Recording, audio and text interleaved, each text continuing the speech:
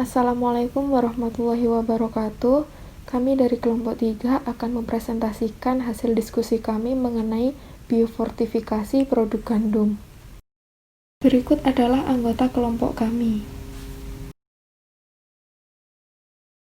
Poin yang akan dibahas yaitu yang pertama pendahuluan, yang kedua bahan dan metode, yang ketiga hasil dan pembahasan, yang keempat kesimpulan, dan yang terakhir referensi. Dalam hidupnya, semua organisme pasti membutuhkan mikronutrien mineral esensial untuk menjaga metabolismenya. Namun, biji-bijian pokok seperti gandum sering mengandung jumlah mikronutrien yang kurang optimal, khususnya kandungan besi dan sengnya. Besi dan seng ini sangat dibutuhkan oleh makhluk hidup, karena besi dan seng sendiri terlibat dalam berbagai proses vital, dan apabila kekurangannya, dapat menyebabkan penyakit fisiologis seperti anemia, kecacatan, dan juga gangguan neurodegeneratif. Masalah mengenai defisiensi besi dan seng adalah gangguan sistem imun, fungsi kognitif dan kapasitas kerja, serta tingginya tingkat kematian ibu dan bayi. Oleh karena itu, pendekatan genomik fungsional dapat digunakan secara maksimal untuk merekayasa varietas gandum baru dengan meningkatkan kandungan besi dan seng. Tujuan dari penelitian ini adalah biofortifikasi pada gandum dengan karakteristik zat besi yang lebih tinggi dengan menyisipkan gen ferritin ke dalam gandum. Selanjutnya adalah bahan dan metode. Yang pertama adalah penumbuhan tanaman. Kultivar Bob White ditanam satu tanaman di setiap pot berukuran 2 liter yang berisi tanah sphagnum di dalam rumah kaca standar dengan perlakuan 16 jam siang dan 8 jam malam, di mana suhu dijaga pada 20 derajat Celcius pada siang hari dan 16 derajat Celcius pada malam hari. Pupuk yang digunakan adalah pupuk yang larut di dalam air yang dibuat dengan cara mencampurkan air dengan 2 larutan nutrisi 1 dan 2 dengan jumlah yang sama konduktivitas listrik 1,8 dan pH 6 sebelum diberikan ke tanaman. Larutan nutrisi 1 terbuat dari campuran nitrogen, fosfor, dan kalium dengan mikronutrien yang digunakan adalah boron, koper, besi, mangan, molibdenum, dan seng. Sedangkan larutan nutrisi 2 terdiri dari kalsium nitrat dan asam nitrat. Tahap selanjutnya adalah cloning. Untuk melakukan cloning cDNA dengan panjang penuh dilakukan menggunakan neset PCR, di mana Bob White digunakan sebagai template dan set primer yang bisa digunakan salah satunya adalah sebagai berikut. Tahap ketiga adalah isolasi promotor. Genome walking dilakukan dengan menggunakan genome walker kit sesuai dengan instruksi pabrikan. Dengan modifikasi primer yang bisa digunakan adalah sebagai berikut. Tahap selanjutnya adalah persiapan RNA dan cDNA serta perlakuan trirase. RNA disiapkan menggunakan Fast RNA Pro Green Kit sesuai dengan instruksi pabrikan, di mana cDNA untai pertama disintesis menggunakan sekitar 500 nanogram dari RNA total Triticum aestivum. Trirase dilakukan secara PCR dengan bahan yang dibutuhkan berupa Bob White sebagai template, superscriptu, dan combo B26. Trirase PCR dilakukan pada cDNA untai pertama menggunakan primer B25 untuk melengkapi urutan adaptor di combo B26. Metode selanjutnya yaitu dilakukan dengan blood shorten, di mana ekstraksi DNA genomik dan analisis blood shorten dilakukan sesuai dengan prosedur yang dijelaskan oleh Moller et al. 2003, di mana blood shorten merupakan proses perpindahan fragmen DNA yang terpisah secara elektroforesis dari gel ke membran. Pada prinsipnya adalah kapilaritas, di mana buffer yang merupakan fase gerak diasumsikan akan membawa fragmen DNA dari gel ke membran. Karena muatan DNA negatif, sedangkan muatan membran positif, maka fragmen DNA akan menempel. Dan metode yang keenam yaitu lokalisasi genom, di mana hexaploid, aneuploid, nulisomik, tetrasomik dari 7 kromosom pada genom A, B, dan D digunakan sebagai template dalam spesifikasi gen dengan teknik real-time PCR menggunakan ABI Apply Biosystem 7900HT Thermal Cycler dalam kondisi standar dan kombinasi primer. Selanjutnya yaitu ekspresi ferritin, di mana ekspresi ferritin itu dilakukan dengan teknik PCR menggunakan ABI Plate Biosystem 7900 HT Thermal Cycler dalam kondisi standar dan kombinasi primer. Semua produk PCR yang dihasilkan dari set primer yang berbeda dianalisis dengan disosiasi dan efek primer individu dinilai dari serangkaian setiap pengenceran. Metode selanjutnya yaitu induksi ferritin setelah aplikasi daun dari besi sulfat dan asam absisat, di mana asam absisat, besi sulfat, dan air digunakan sebagai kontrol yang diterapkan secara seragam pada botol semprot aerosol. Induksi ferritin dilakukan setelah perawatan bilah daun yang dipanen dari tanaman yang diolah secara kimiawi dan diolah dengan air pada titik waktu tertentu. Isolasi RNA, persiapan cDNA, dan kuantitatif real-time PCR dilakukan seperti yang telah dijelaskan sebelumnya. Berikutnya yaitu untuk material dan metode yang ke-9 ada analisis promotor.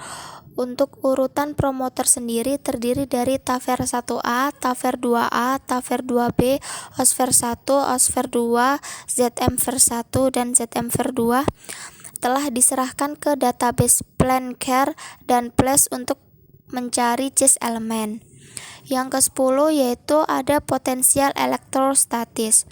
Potensial elektrostatis, pengukuran potensial elektrostatis dilakukan menggunakan Swiss PDB Viewer versi 4.0.1. Yang ke-11 ada transformasi tanaman. Untuk transformasi tanaman sendiri dilakukan pada embrio yang belum menghasilkan kultivar gandum Bob White menggunakan biolistik dan bialapos sebagai sistem seleksi. Konstruksi transformasi dibuat dalam vektor turunan PUC18 yang mengandung gen mikroba gen pitase diikat oleh glutenin 1DX5 dengan berat molekul tinggi, sebuah promotor dan terminator NOS.